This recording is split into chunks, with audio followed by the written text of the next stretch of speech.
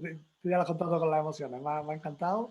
Y bueno, y agradecértelo porque además del contenido de la charla, tu disposición en tus condiciones, que son estupendas, tú dices que yo, pero tú estás impresionante y a seguir así. Pues lo dicho. No, de verdad, muchísimas gracias. Todos sabéis que estoy pasando un mal momento de salud, No, pero esto ha sido un chute fantástico para mí. Me alegro un montón. Un besazo, guapa. Bueno, pues ahora vamos a ver si ya puedes... Salvador ya consiguió entrar. Salvador, intenta activar el micro, a ver si puedes hablar y si no, pues seguimos ya dándole yo paso a Pablo. Salvador, ¿conecta o no? 3. Bueno, pues si no sé si... Solo tienes que activar el micrófono, Salvador.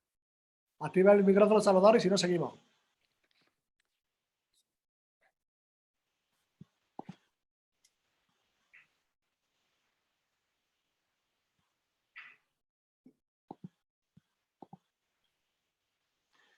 Bueno, pues como parece que Salvador está teniendo algún problema, yo voy a compartir la presentación de Pablo, que yo creo que ya debe estar viéndose. ¿Se ve la presentación de Pablo?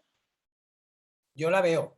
Pues perfecto. Sí. Pues Pablo, cuando quieras, yo espero estar a la altura y ser capaz de seguirla a la vez que tú vas hablando. Pues te lo diré, tendré que decir que vayas avanzando, ¿vale? Vale, pues yo voy a intentar seguirte y yo, venga, cuando quieras, Pablo. Pues nada, buenas tardes a todos.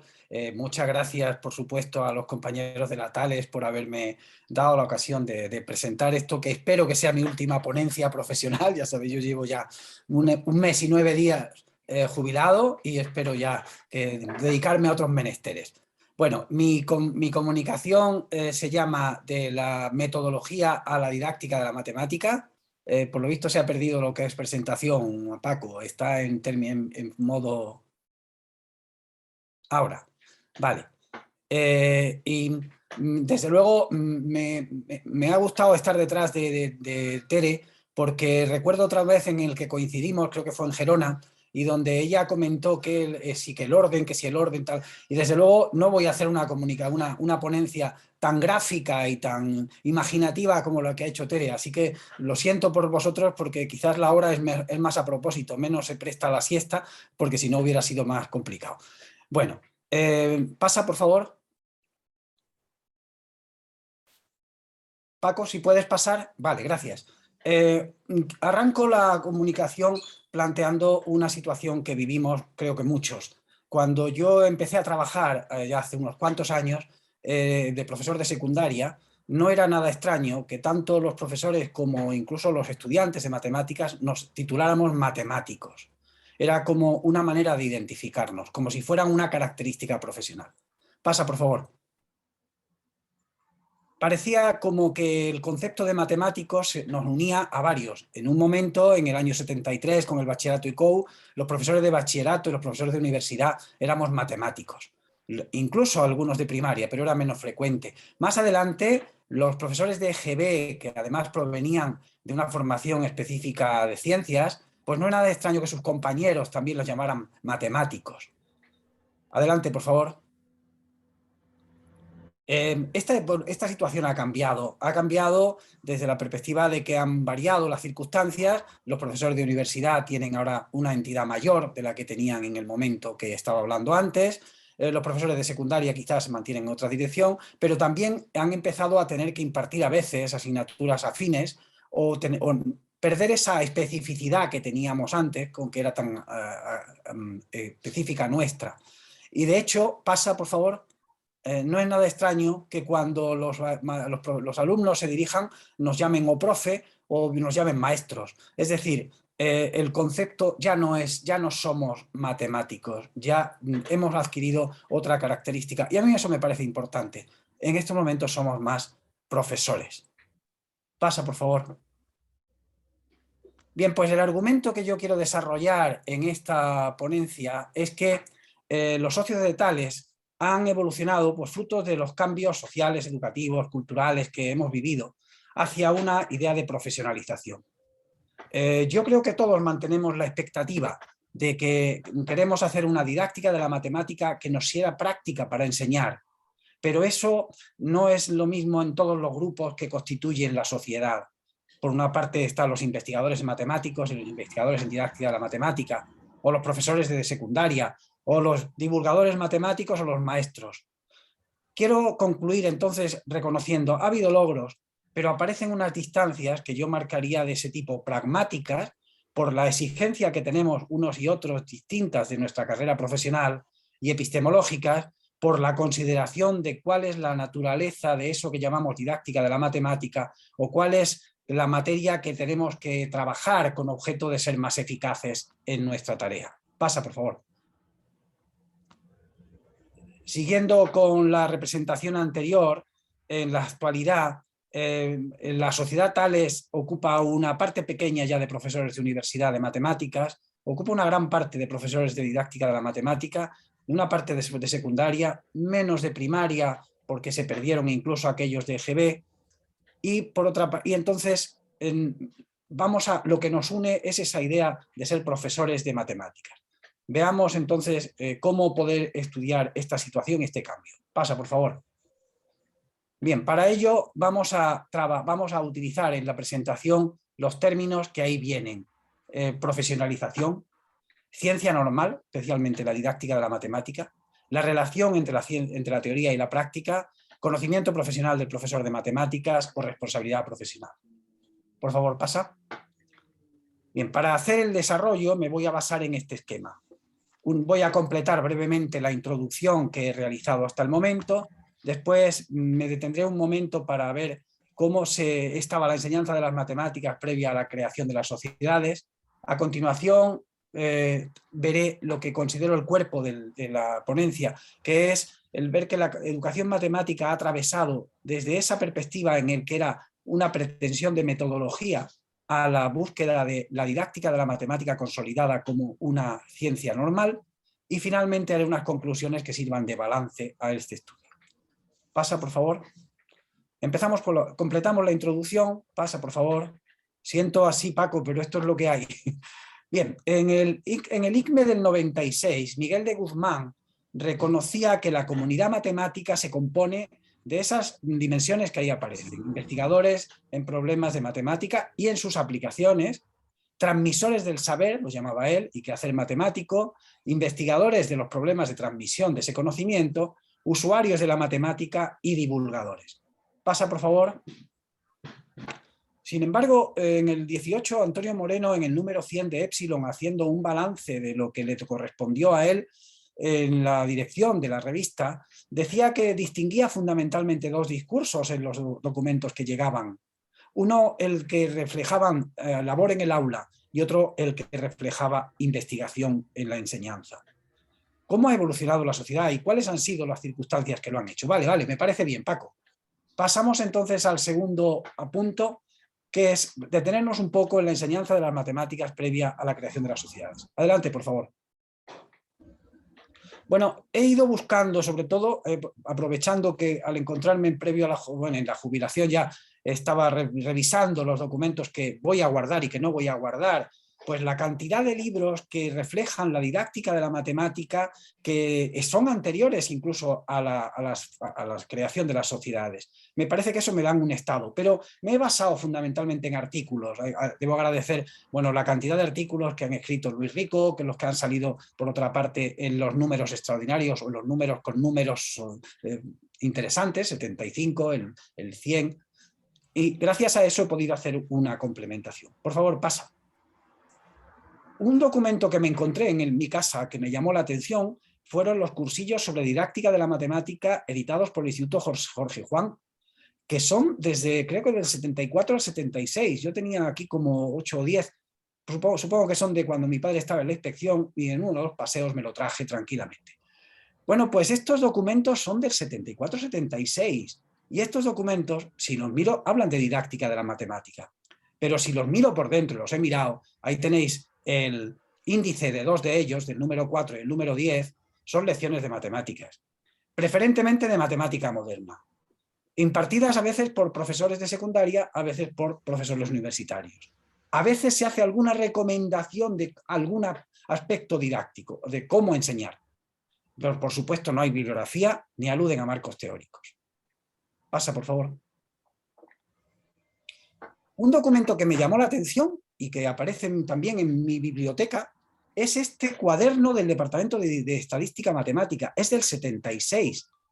Y al mirarlo me encuentro que es las actas de la primera reunión coloquio de didáctica de la matemática celebrada en Granada, al que asisten 105 asistentes, en el que la mayoría son profesores de universidad y profesores de bachillerato. Hay algún magisterio y algún alumno por ahí perdido y otros.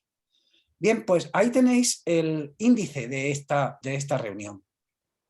Es un índice en el que se reúnen las aportaciones realizadas. Yo no sé si este documento pidió a los autores que le enviaran lo que habían escrito, o bien se limita a hacer una especie de recopilación de la intervención a través de una grabación en vídeo. No lo sé.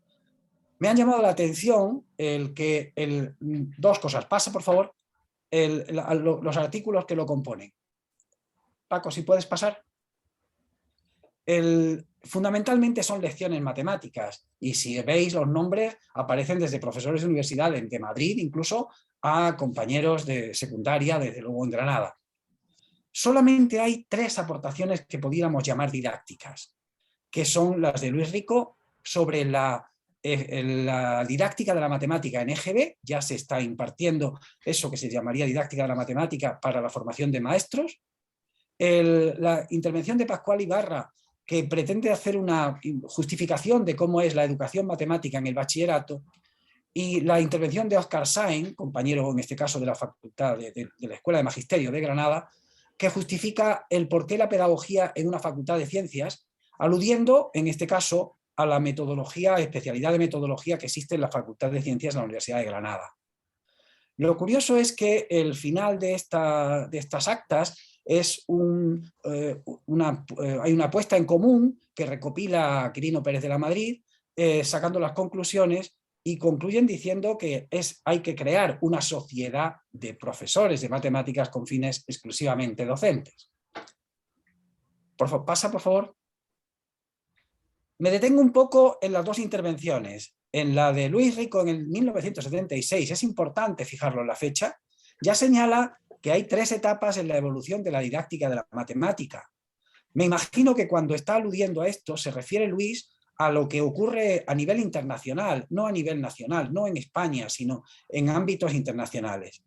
Dice que en una época la didáctica de la matemática buscó apoyos para ganar intuición en los conceptos.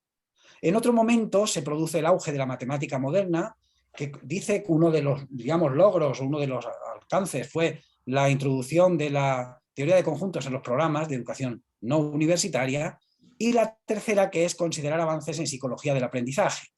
Yo creo que él se está situando ya en la tercera, en el año 76, que como digo está anterior bastante a la creación de las sociedades.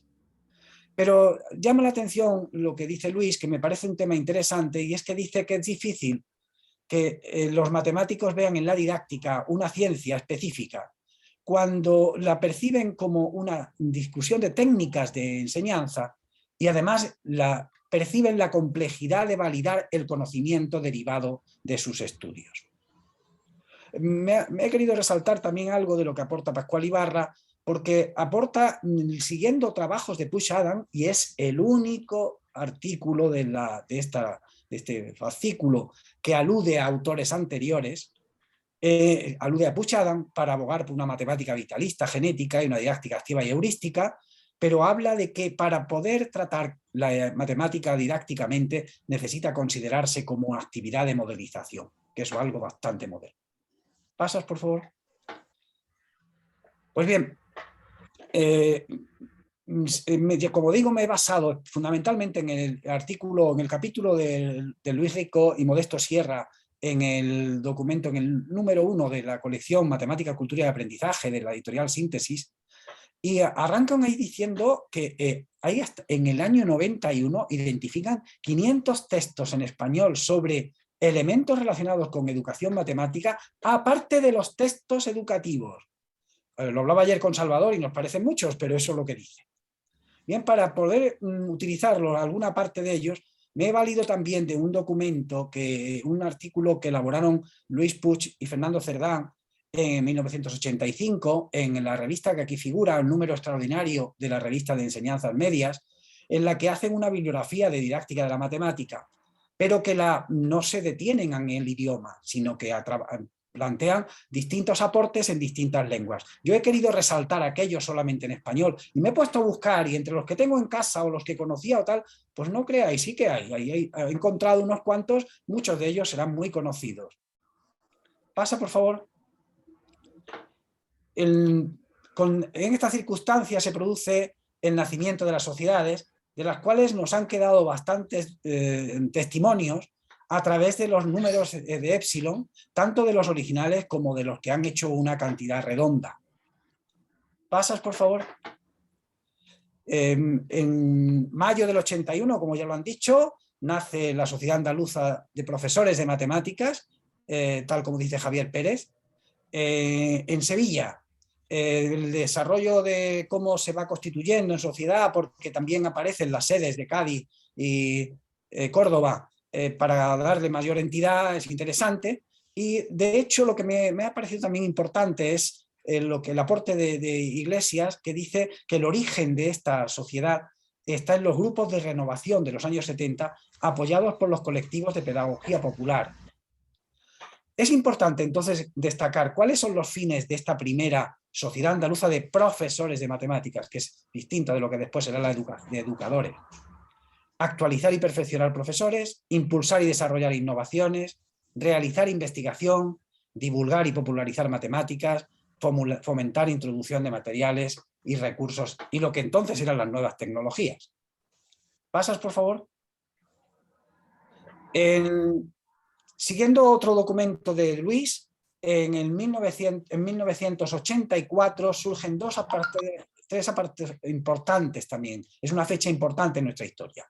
Por una parte, se crea lo que es la Asociación de Profesores de Matemáticas de Andalucía, en Granada, y ahí sí que tiene la cantidad de personas que lo constituyen, 132 profesores en ejercicio, según dicen ellos, y el fin es realzar el papel de la matemática en el sistema educativo. Y comienza la revista Epsilon. Pero otro dato importante es que en 1984 se crean los departamentos universitarios, puesta en marcha de la ley de universidades, y lo interesante es que dentro de los departamentos se considera la didáctica de la matemática como un área de conocimiento. Y esto es importante. No se constituyen todavía, hasta 1985 no se constituye el Departamento de la Didáctica de la Matemática de la Universidad de Granada, pero se reconoce el área de conocimiento didáctica de la matemática. Esto se lo comentaba Salvador, y a cualquiera debe ser un momento histórico interesantísimo ver cómo se aceptó por parte de los departamentos de matemáticas la aparición de esta área ajena a sus propios campos de saber. Y es interesante recoger lo que dice el MEC a propósito del área de conocimiento. Si lo aplicamos a didáctica de la matemática, la didáctica de la matemática se reconoce entonces como un campo del saber caracterizado por homogeneidad de su objeto de conocimiento, con tradición histórica común y con la existencia de comunidades investigadoras nacionales o internacionales. ¿Pasas, por favor, Paco? Simplemente en esta nueva aparece una imagen que procede de los Epsilon primeros, en el que se observa la creación del Departamento de Didáctica de la Matemática de la Universidad de Granada, el acto al cual asisten invitados miembros de la revista Epsilon, que son los que dan cuenta de ello mediante una crónica. ¿Pasas, por favor?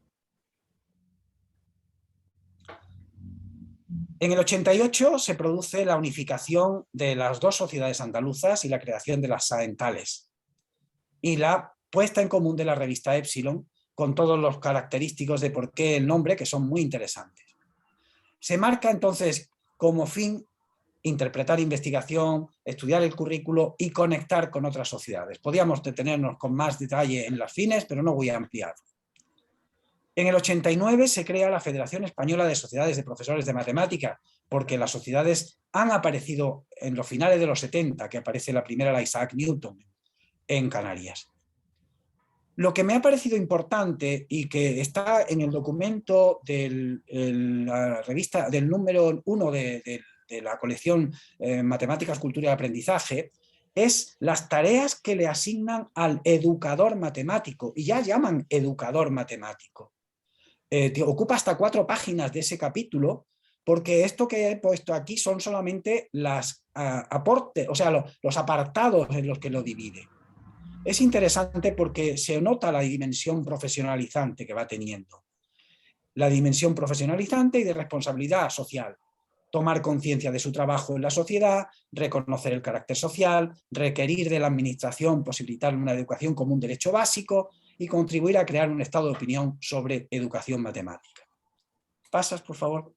Bien, pues con estos precedentes que se producen antes de la creación de las sociedades, se produce ya están las sociedades en marcha, se va a producir este periodo de 40 años, que son los que celebramos hoy, y que yo me he permitido describir en 3 apartados sin ponerle fechas. No le he querido poner fechas, primero porque no creo que sea fácil escribirlas, y segundo porque me parece más interesante interpretarlas como tendencias que como etapas muy concretas y muy definidas de principio y final.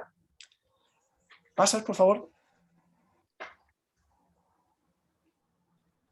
Como he dicho antes, en el documento del 76 de las jornadas que hubo en Granada, ya Rico establecía como evolución en la didáctica de la matemática en esos 3 niveles. Y en el 76 se consideraba en el 3er puesto, en la 3ª tendencia. Si no, no podemos identificar una tendencia en un momento histórico mientras no nos hayamos atravesado ese momento histórico, claro. Pues bien, yo voy a considerar 3 tendencias generales que considero que han tenido una intención sucesiva, pero con interrelaciones entre ellas, para apreciar la evolución del conocimiento que sustentan los miembros de la sociedad de profesores, en este caso de la nuestra. Y lo resumo en esos 3 términos: metodología, didáctica para enseñar o didáctica de la matemática. ¿Pasas, por favor? Recogiendo documentos alusivos a la historia, encontré uno de Javier Peralta sobre el interés del peso que ha tenido la Real Sociedad Matemática Española en nuestra historia reciente. Y Javier Peralta es de la opinión de que la educación matemática surge en España por la matemática llevada por matemáticos. Supongo que quiere decir, por una parte, que estamos a hombros de figuras singulares, como Puigcerda, Rey Pastor, pero también hemos de reconocer que en la primera época estábamos juntos, matemáticos de la universidad, matemáticos de los profesores secundarios de otra parte. Entonces, quizás se esté recopilando ahí esa idea. Lo que está claro es eso, que el movimiento asociativo nos ha reunido a profesores de distinto nivel y planteando unos fines muy abiertos, tal como recojo ahí, sintetizando un poco las ideas que antes he expresado de cuáles son los fines que corresponden a las distintas sociedades creadas que tienen que ver con la nuestra. Se aprecia en las publicaciones que la pretensión es mejorar la enseñanza de las matemáticas. Y yo me atrevo a decir, lo que se busca es lo que se llama metodología de enseñanza, para que la matemática tenga mayor presencia en la sociedad, porque, bueno, quizás tendríamos que aludir a los que ya nos hemos jubilado, a Salvador y compañía, para apreciar qué pocos matemáticos eran y qué pocas matemáticas había en la sociedad. Yo he pensado siempre, yo no me enteré que el nombre matemático existía hasta los 10 años, cuando en primero de bachillerato me encontré matemáticas. Hasta entonces para mí eran aritmética, geometría, eran otras cosas. Incluso el nombre matemático no era una cosa de difusión tan grande como en estos momentos tiene. ¿Pasas, por favor?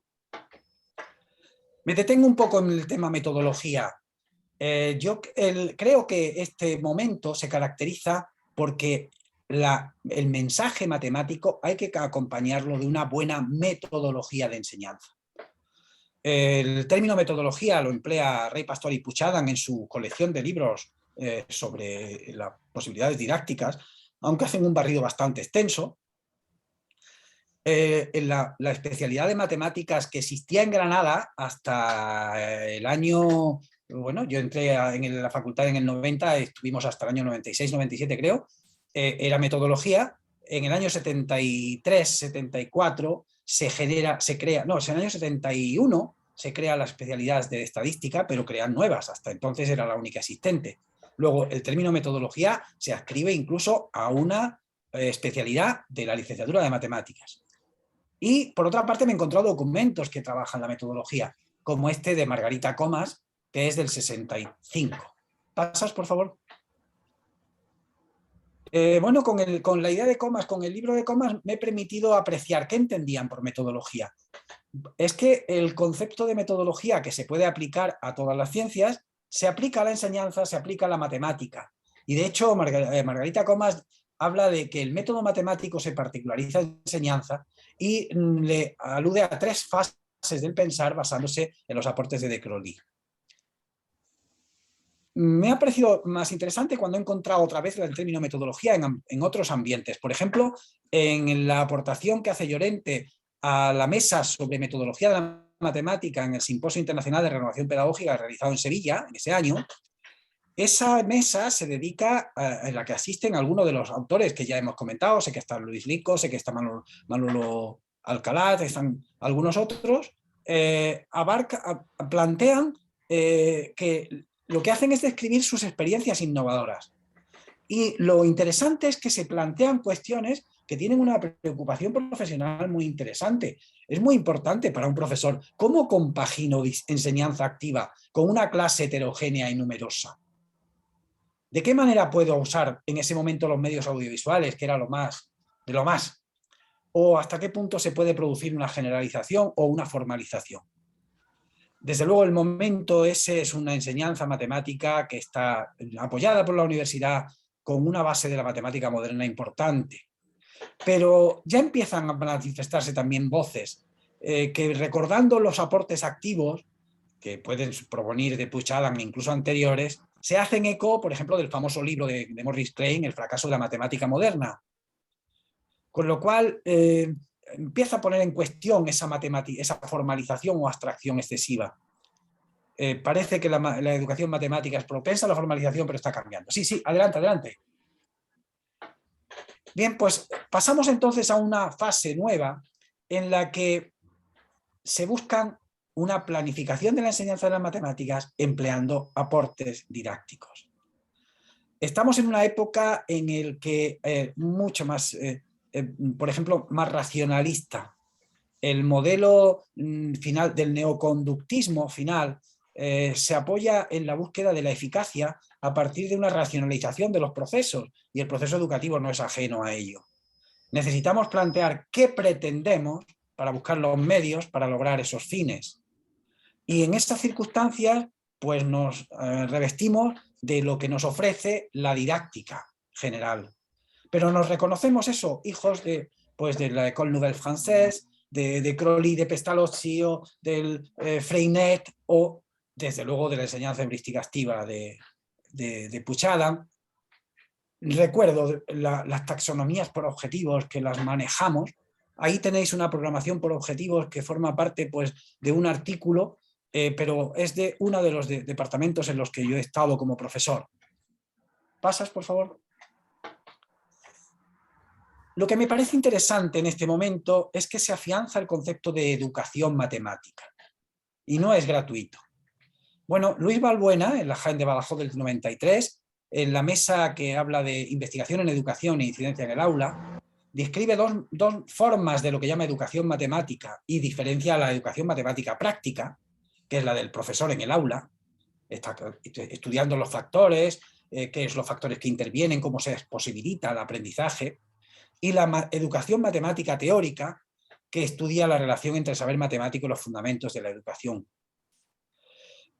Bueno, previo a ello recuerdo la intervención, la conferencia de Antonio Pérez en la CEAM, bueno, en ese momento en los congresos de las tales de Sevilla, en el que hace un barrido por todo lo que existe en ese momento de didáctica de la matemática en otros ambientes, que desde luego cabría pensar que ya estamos concediendo un peso importante.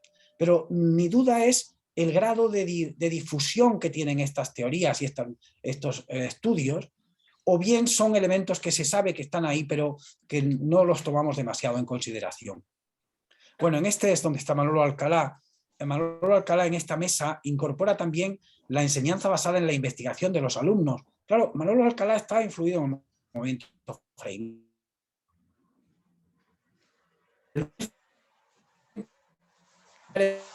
la definición de la investigación básica.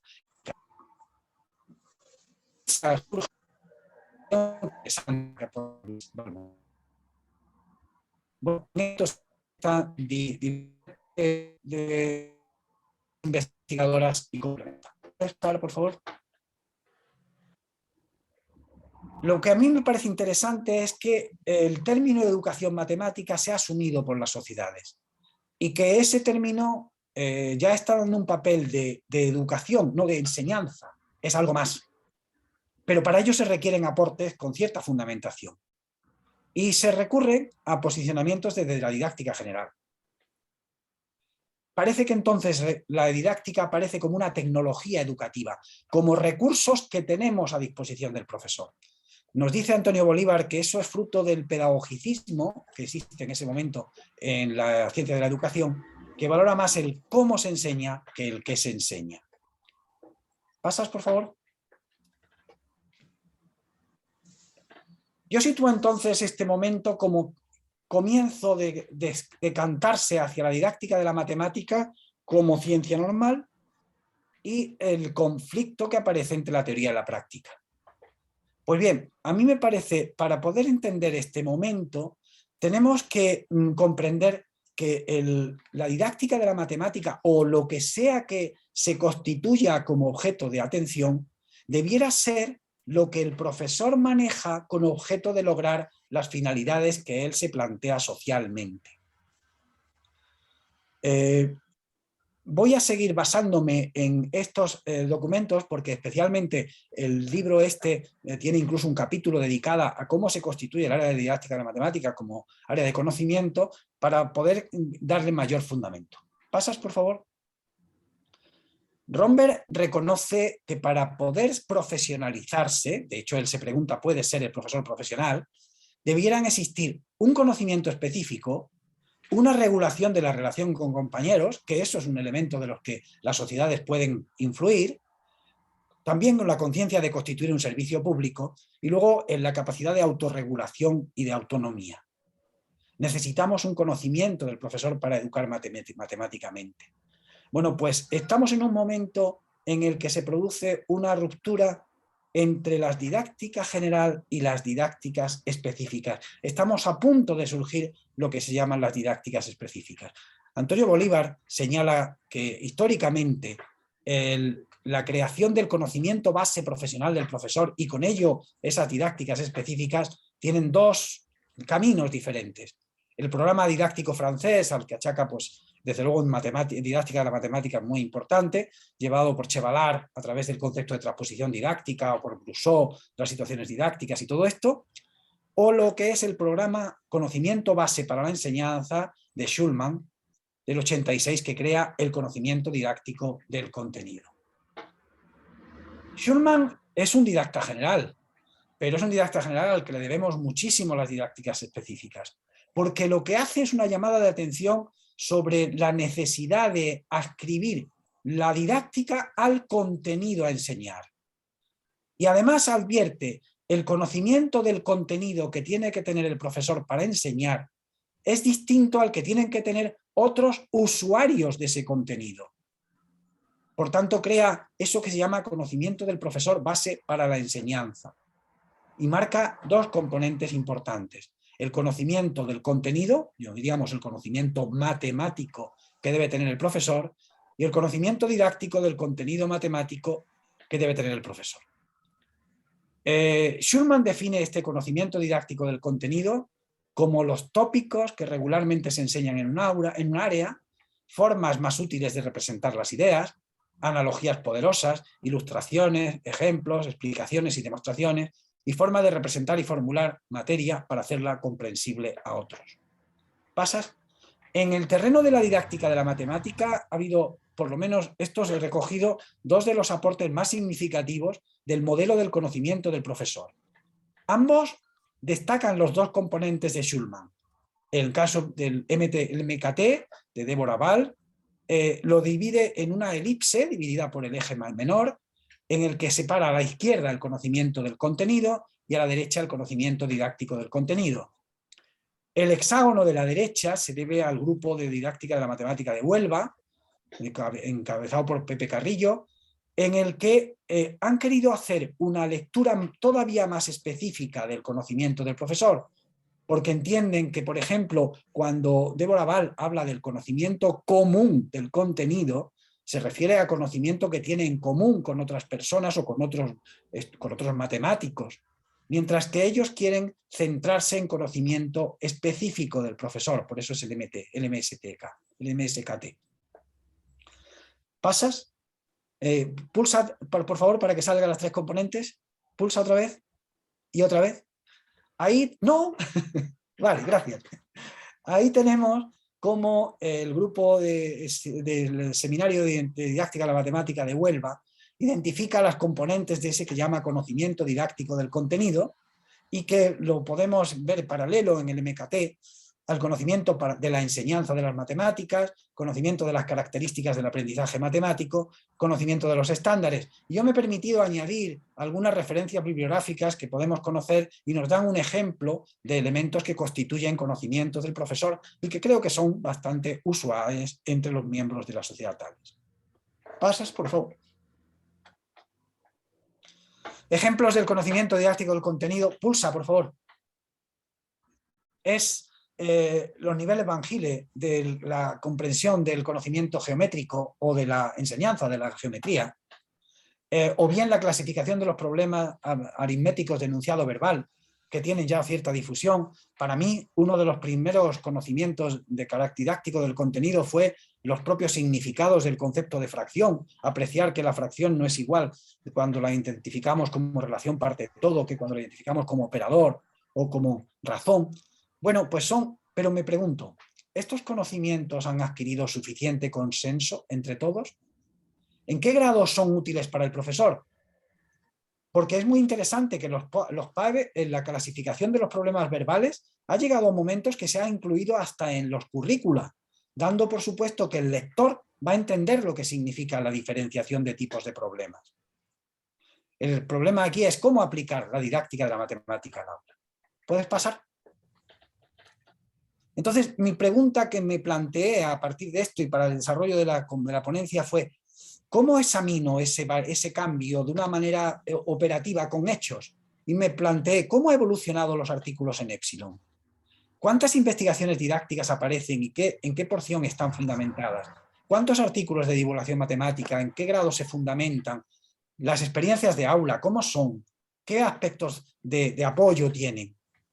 Bueno, la ventaja es que hay documentos que trabajan cosas de este tipo y, por ejemplo, el estudio cientométrico que hacen Bracho y compañeros del Departamento de Córdoba sobre el estudio de los Epsilon del 2000 al 2009 me han dado un punto de partida para poder abordar el resto de los trabajos. Estos compañeros diferencian etapas en Epsilon que dicen que son distintas según quién ha estado de director. Bueno, no solo el director, sino se refiere al equipo de dirección. Pero destacan entre algunos aspectos que me han parecido interesantes. Fijémonos, el 55% de los autores de los artículos son de universidades, el 31% de centros no universitarios y el 14% de otros centros. En referente a la bibliografía, es un tema que me ha llamado mucho la atención. Cuando me he puesto a mirar los primeros Epsilon, me encontraba que la mayoría de los artículos no tenían las referencias bibliográficas. Hemos ido incorporando la bibliografía a nuestros artículos como algo que parece que es natural en la actualidad, pero no era natural en otro momento. Ellos encuentran una media de 12 referencias por artículo y dicen que esa es escasa para una revista de investigación. Bueno, son características. Y lo que aprecian es que en esa época del 2000 al 2009 disminuyen los artículos científicos y aumentan experiencias de aula. Paso, por favor. Yo me he permitido hacer una revisión desde el número 10 hasta el número 100, los que tengo en casa. Reconozco que me faltan 14, no sé por qué, pero no los he encontrado. Y entonces me he puesto a mirar esos que ahí aparecen. Y me he puesto a clasificar los artículos examinando cuántos artículos aparecen de investigación en didáctica de la matemática, cuántos de divulgación en didáctica de la matemática, cuántos de matemática de divulgación. Y perdonad que os diga, todos los que son de matemática pura lo he considerado de divulgación, Nunca he entendido que se encargue en Epsilon a poner un artículo de matemáticas con intención de descubrir conocimientos nuevos, sino simplemente recoger o divulgar un conocimiento que alguien tiene de una manera más organizada. Y por otra parte, ¿cómo son las experiencias que se cuentan? ¿Cómo se referencian? ¿Cuántas de ellas utilizan como referencias bibliografía de didáctica de la matemática? ¿Cuántas emplean referencias de carácter matemático, que en general son de divulgación matemática? ¿O cuáles no tienen ninguna referencia? Bueno, pues si miramos la tabla, ya se puede ver algunas cosas interesantes. Es verdad lo que apreciaban ya los compañeros de Córdoba. Crecen las experiencias frente a la investigación. Y en los últimos números estaba viendo que hasta a algunos le costaba trabajo mantener la cantidad de investigaciones previstas, que era de 2 a 4 por número. No siempre lo han podido hacer. E incluso algunos de los que han incluido en investigación, mirándolos con más detenimiento, yo me he permitido considerarlos de divulgación matemática. Era una experiencia de aula, había un carente marco teórico, en fin. Los investigadores son mayoritariamente universitarios, fundamentalmente de los departamentos de didáctica de la matemática. Muchos se repiten, muchos nos repetimos. ¿Es que se han invitado? Pues no lo sé. Lo que estoy observando también es que aumentan las colaboraciones latinoamericanas. Pasa, por favor. Un elemento que a mí me parece interesante, mirado desde luego, desde que he acabado mi vida profesional en el Departamento de Didáctica de la Matemática, eran las referencias bibliográficas. Como nos decían Bracho y compañía, la media era de 12, pero tenía una desviación típica de 11 en el estudio que hicieron de 2000 a 2009. Bueno, pues lo que yo he hecho, he visto que efectivamente la cantidad de citas es muy diversificada y que especialmente las propuestas didácticas. Los artículos están más fundamentados y van aumentando las experiencias docentes que cuentan que se apoyan en algún otro trabajo previo, incluso artículos de la propia revista Epsilon. Y lo que lo ha desaparecido prácticamente es la cantidad de divulgación matemática que al principio existía y probablemente existían por invitación de los propios directores de la revista. Es muy curioso, ¿eh? De las primeras divulgaciones matemáticas, el discurso matemático no aludía nunca a los documentos de los que procedía. Eran lecciones contadas como si hubieran surgido del autor, pero yo creo que eso es lo que vivimos cuando estudiamos matemáticas. El mensaje matemático estaba hecho y no teníamos que aludir a los autores para darle sentido. Claro, esto es muy diferente de lo que ahora hacemos en las nuevas humanidades, como es la didáctica de la matemática. Pasa, por favor. Con lo que he presentado, pues puedo hacer un pequeño balance. Yo creo que mirando todo lo que he observado, podemos apreciar que en los 40 años se han afianzado las facultades de matemáticas. La recuerdo que yo tengo de la Facultad de Matemáticas de Granada cuando yo estudié a la de ahora es muy diferente. Las investigaciones en matemáticas, sabemos por los rankings que existen que la investigación en matemática es una investigación destacada, la española y andaluza. Desde luego se han afianzado los departamentos de didáctica de la matemática y el área de conocimiento. Creo que existe departamentos de didáctica en varias universidades andaluzas y área de conocimiento en todas. Hemos organizado eventos importantes y eso nos ha permitido varias cosas. Interacción de los colectivos que formamos la educación matemática, conocer a los autores, conocer investigadores destacados. Un tema que me parece importante es que la divulgación en la sociedad tiene una intención profesional, busca innovar en el aula. Y se han realizado, y esto creo que es menos frecuente, pero sí que sigue participando la sociedad, preferentemente a través de la Federación Española, en proyectos comunes que une la práctica con la universidad. Pasa, por favor. Déficit, pues observamos, yo no sé si llamarlo déficit, ha bajado la participación de los matemáticos universitarios de facultades de matemáticas o de ciencias. La exigencia que nos tenemos para consolidar la carrera profesional está haciendo que separemos expectativas de distintos profesionales de la educación matemática. La docencia matemática razona didácticamente, pero no siempre con fundamento teórico.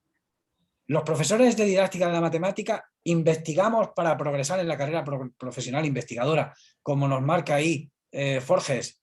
No tengo un JCR, parece que eso es un definidor de nuestra calidad, y atienden menos a la práctica. ¿Pasas, por favor? Mirando con el esquema de antes, hay como una divergencia entre los que hacen investigación teórica, normativa a veces, buscando tramos con menos interés docente, y los profesores menor interés investigador, porque además, como recuerdo que decía Monzó en una de las jornadas de síntesis, tienen escasa repercusión en su carrera profesional. Tienen una atención a la práctica principalmente y a las nuevas necesidades, porque también es cierto que su papel social y profesional se ha hecho más complejo por una serie de exigencias de unificación. ¿Pasas, por favor? Yo quisiera aportar entonces algo. Creo que debemos apoyar la exigencia de profesionalización del profesor. Y para ello, una de las formas que animo a que se entienda sobre las nuevas ideas de la sociedad es intentemos definir cuál es el conocimiento profesional del profesor de matemáticas. Fijaros qué bonito sería que concretáramos las rúbricas de oposiciones por una postura unificada que provenga de un consenso, que podamos precisar planes de formación noveles, tanto en los másteres de secundaria como en la actuación de formación práctica de los profesores de primaria y secundaria. Podamos contribuir, de hecho, se ha contribuido, recuerdo a la CEMAT y de estas cosas, a la elaboración de currículos que conjuguen la visión de evolución matemática y didáctica que el profesor puede tener delante el miembro de la sociedad, y a negociar con la administración, que dé fortaleza para evitar que la burocratización sea lo que identifica al profesor profesional. ¿Pasas, por favor? Para ello recurro al término de responsabilidad docente. La frase de Schulman me parece interesante. El profesor tiene que tener comprensión moral para dirigir y guiar su práctica como un servicio a otros. Y estas deben estar fundamentadas, tanto técnica como moralmente. Y lo que decía Antonio Bolívar, la enseñanza no puede seguir recluida a la privacidad del aula sin ser sometida al escrutinio de los pares. Por eso mi propuesta va con la de Monzó: avancemos hacia trabajos relevantes que influyan en las aulas, evaluados por la calidad. ¿Pasas, por favor? Es decir, establezcamos puentes entre la consideración de que la didáctica está evolucionando y es un útil que nos puede dar fundamento a nuestra práctica, pero también y a los que ejercemos la docencia en todos los niveles educativos, fundamentemos nuestra docencia. No tiene sentido que los universitarios hayamos perdido de vista que nuestro papel docente está también presente en nuestra tarea profesional. Y esto es lo que quería deciros. Muchas gracias. Pues muchísimas gracias, Pablo. Una ponencia magnífica, como no puede ser de otra manera. Y lo que sí me estoy dando cuenta, estaba pensando, es que todos los problemas que teníamos al principio se están superando gracias a la calidad de vuestras intervenciones. Así que muchísimas gracias y bueno, y ha sido un placer. Y ahora estoy viendo por ahí también ya que Salvador tiene un poco más de emoción. Salvador tiene vídeo. Vamos a ver si tiene sonido. Salvador, ¿tienes sonido? ¿Me oyes? Parece ser que no tengo sonido. Sí, sí que tiene, sí que tiene, sí que tiene. Ah, estupendo Lo entonces. que pasa es que baja un poco la cámara. ¿Qué, Paco? Que bajara un poco la cámara, que solo te veíamos la coronilla. Ah, un momento. Venga, que está todo perfecto. Si al final